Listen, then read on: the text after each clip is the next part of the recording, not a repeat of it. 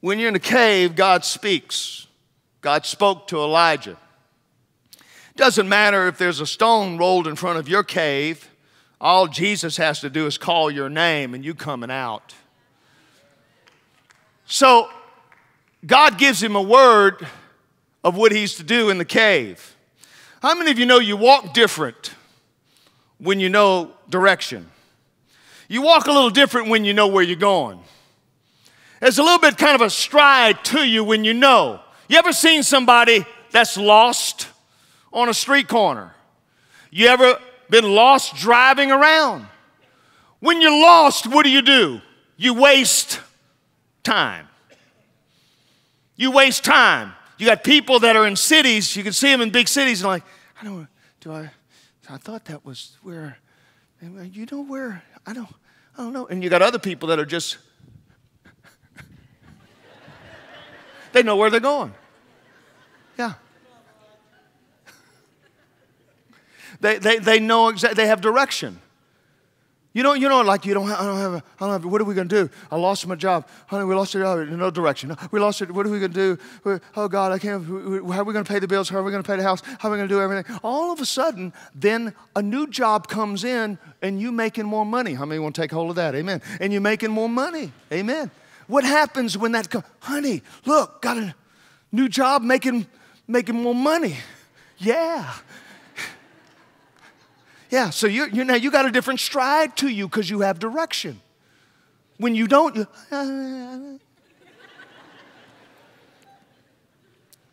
So what's interesting about this is Elijah comes down from the mountain with a message from the CEO of everything, finds Elijah in the valley following a dumb thing. The meeting of these two men are profound. It's profound because you have the collision of the answer and the question. You have a collision of the problem and the solution. You have the answer walking down the mountain to the question. You have Elijah who's plowing and Elijah who's walking. You have Elijah with a question, you have Elijah with the answer. And for both to be fulfilled, they need each other. Like the meeting of David and Jonathan, like the meeting of Naomi and Ruth, like the meeting of Paul and Timothy, like the meeting of Jesus and John. They're just certain people that when they get together, something begins to happen. Supernatural. See, the devil fights hookups. Because if you could get the right hookup, everything would start changing. That's why the devil fights you coming here. Because you're getting ready to get a hookup. He's getting ready to give you a divine. See, God decided to give Elijah a hookup. How many need a hookup here? Wave to me if you need a hookup. Yeah.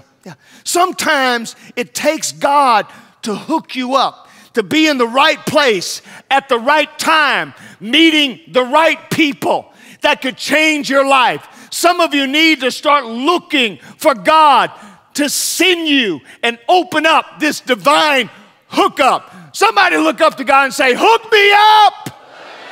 Yeah, See, if the devil would have had any sense at all, he would have stopped the meeting of those two. If he had any sense at all, he'd have said, don't go to Cal. He's messed up some people that were going to come here, but he told them, don't go over there. They're just too big. They don't do this. And what happens is he's messing up a hookup. The devil will try to stop you from getting a hookup. But when you come here, you know God's got a word for you. God's getting ready to challenge you. He's getting ready to light you up.